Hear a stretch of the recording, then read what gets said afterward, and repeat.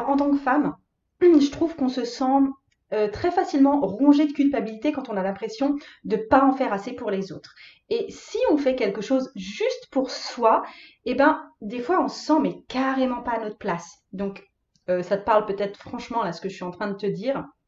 Alors, tu sais, ouais, qu'il y a des femmes qui sont super spirituelles et elles semblent vraiment maîtriser quelque chose que toi t'as pas. Donc, elles ont du charisme, elles semblent avoir une aura, leur intuition fonctionne, mais comme sur des roulettes. Et du coup, elles sont aussi toujours là pour tout le monde et elles se mettent vraiment au service du monde. Et c'est tellement beau de les voir faire ça.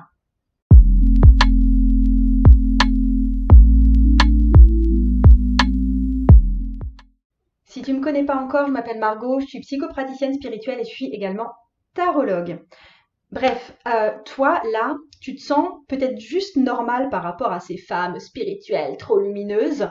Alors évidemment, hein, t'aspires à te développer de plus en plus, t'aspires à avoir de nouvelles compétences, mais t'as pas envie de consacrer toute ta vie à aider l'humanité et aider ta famille. Quand tu te lèves le matin, t'as peut-être envie de méditer, t'as pas envie de faire le petit-déj pour tout le monde.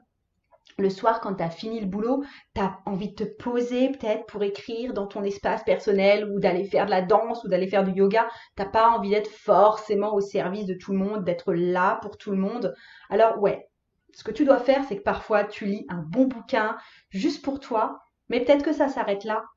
Et alors, tu deviens pas déjà un puits de science, et puis honnêtement, tu as du mal à trouver plus de temps que ça. Et du coup, t'aimerais peut-être bien sortir, t'aimerais peut-être faire une formation, t'aimerais investir de l'argent dans des bouquins, dans des tarots, dans d'autres trucs, et pas être obligé de penser en fonction de ton homme ou en fonction de ta famille. Mais toi, quand tu vois ces femmes qui ont l'air d'avoir échangé leur vie contre, franchement, le manuel des accords Toltec, quand tu vois ces femmes-là qui sont toujours patientes, qui sont toujours là pour leurs proches, qui sont toujours là pour leurs conjoints, toi, tu te dis que c'est pas forcément une façon de vivre la spiritualité dont tu as vraiment envie. Et c'est même super culpabilisant.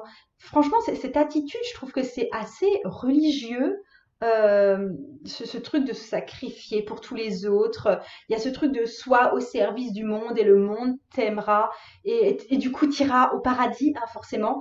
Franchement, mais personnellement, moi, ça commence à me sortir par les trous de nez, ce truc.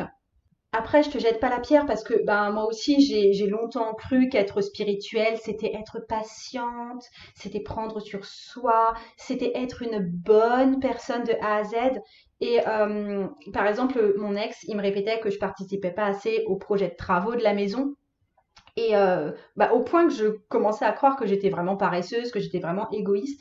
Moi, j'avais envie de voir mes copines, j'avais envie de les inviter chez moi sans me sentir un peu jugée, j'avais envie de faire du yoga dans mon salon sans me sentir regardée non plus, sans me faire traiter de baba cool, etc. Et je voyais pas trop comment tout ça, là, ce que je voulais faire, ça pouvait être conciliable avec ma vie de couple. Et ma vision, du coup, ce que je visais, c'était vraiment d'entrer dans un espèce de rôle de femme 2 et de m'épanouir là-dedans. Donc, je voulais cultiver d'un côté mon jardin secret en mode très très introverti comme ça, et de l'autre côté être à disposition, essentiellement de mon homme d'ailleurs. Et puis un jour, ça a un peu fait tilt, et puis je me suis dit que franchement, c'était pas ça la générosité, c'était pas ça la vraie spiritualité. J'ai découvert qu'on pouvait vivre sa vie de couple en pensant aussi à soi et en vivant ses passions. Donc plus tard, j'ai compris que si je voulais vraiment prendre mon essor spirituel, lire des bouquins, eh ben ça allait pas suffire. Fallait aussi que ça fasse vraiment partie de ma vie.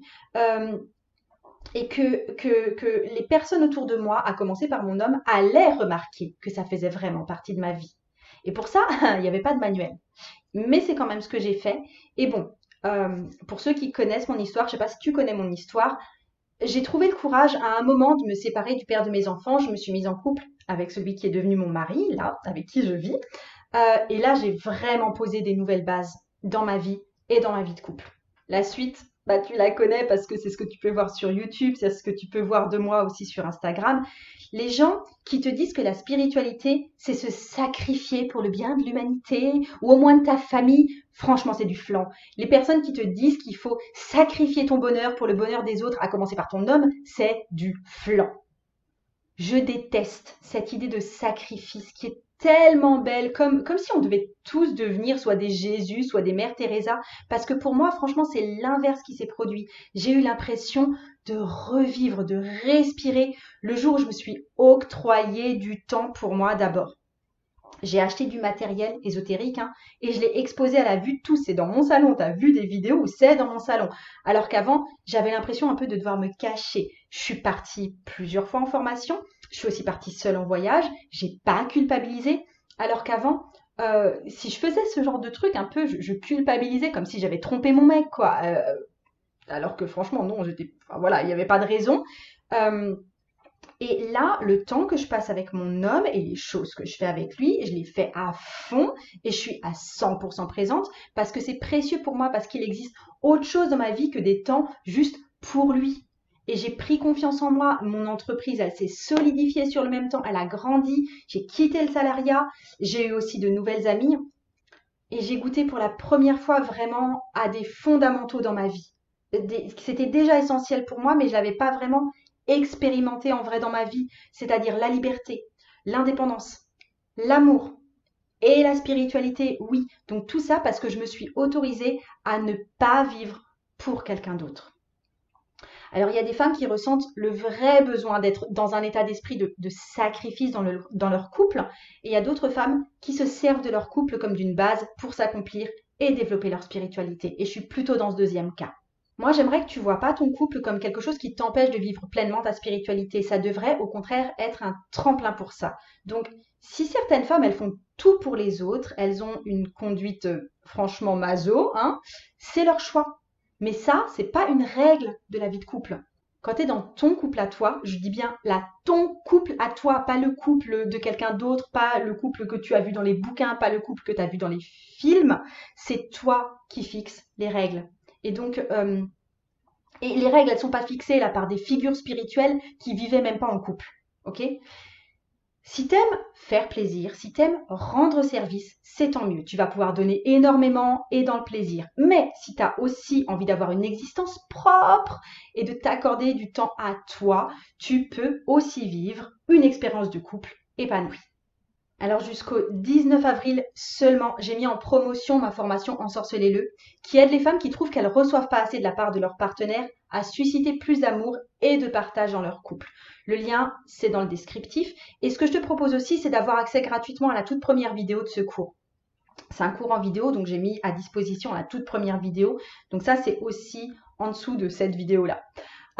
Cette formation-là, je l'ai mise en ligne pour la première fois en 2017. C'était pour les femmes qui avaient envie de vivre en couple et en même temps de sentir qu'elles étaient quelqu'un. C'était pour celles qui ne voulaient pas choisir entre être en couple et avoir une vie à elles, parce que c'est conciliable en fait. Et elles voulaient au contraire que leur couple les aide à profiter encore plus de la vie.